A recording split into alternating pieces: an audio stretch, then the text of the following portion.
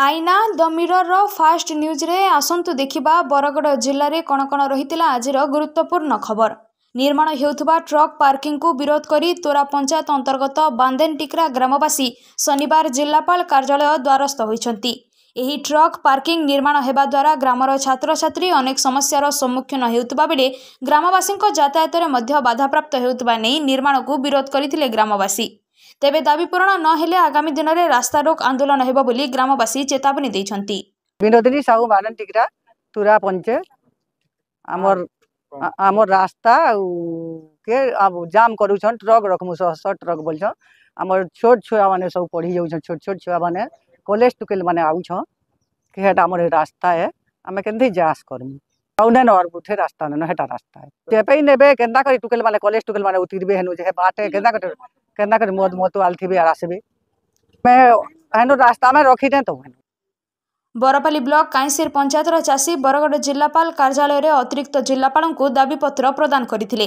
गत एप्रिल और मे मासरे होइतिबा लगाण वर्षा जोगु चाषी धान फसल नष्ट होइतिला बेले तेबे तहसीलदार और आरआई क्षयक्षति आकलन करी केवल 192 जन चाषी को इनपुट सब्सिडी प्रदान करथिले।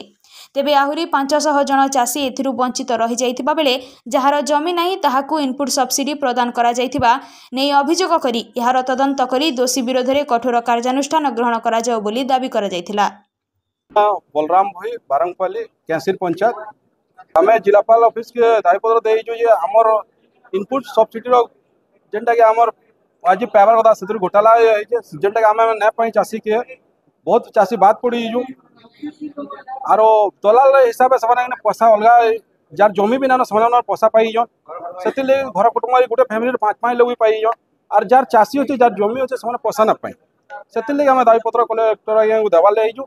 जगदलपुर सापलहर ग्रामरू विपुल रंधामद जबत कला अबकारी विभाग। बरगड़ अबकारी अधीक्षक श्री सुवन कुमार नायक निर्देश क्रमे आज जगदलपुर थाना अंतर्गत सापलहर ग्राम डैम पाखरे थिबा तैयारी हेउथबा बेआईन रंधामद उपरे अबकारी विभाग चढ़ाऊ करिथिला और 2 क्विंटाल महुल पोच सह 50 लिटर रंधामद जबत करी जबत मद को नष्ट करा जायथिला। बरगड़ टाउन थाना अंतर्गत बरमचारी निकटवर्ती जातीय राजपथ 53 ठारे ठाब होइतिबा एक अचिन्हा शव सत्कार करिछि संकल्प परिवार। मृत शव को 4 दिन पर्यंत रखा जाइतिले सुद्धा तार कोनोसी परिचय बा दाबीदार आसी नथिबारु टाउन थाना बरगड़ पक्षरु सामाजिक अनुष्ठान संकल्प परिवार को शव सत्कार करबा पई अनुरोध करा जाइतिला।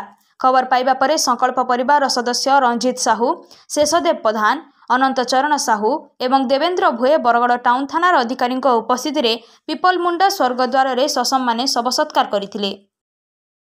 बरगड़र विकास कॉलेज रे शनिवार टाउन पुलिस एवं ग्रामांचल पुलिस पक्षरु एक साइबर सचेतनता कार्यक्रम अनुष्ठित होइतिला। साइबर सचेतनता उपरे एक सचेतनता कर्मशाला द्वारा छात्र छात्री को सचेतनता करा जायतिला।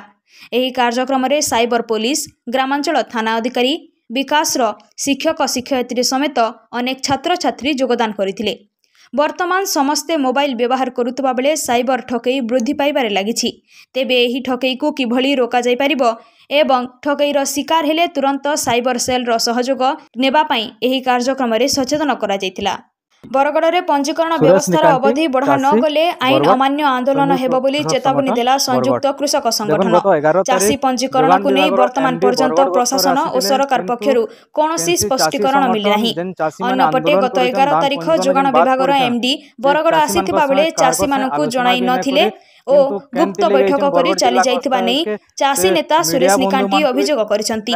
जोगाण मंत्री जेतेबेले बरगड़ आसीथिले से समय रे जिलापाल रिपोर्ट दैथिबा बेले एमडी को पुणी एक रिपोर्ट दिया जिबा घटना को संदेह करिसंती चाषी कहउचन किंतु हमको काइने संदेह सृष्टि होची चाषी जेन माने बात पड़िछन तार पंजीकरण ही पारबा कि नै पारे।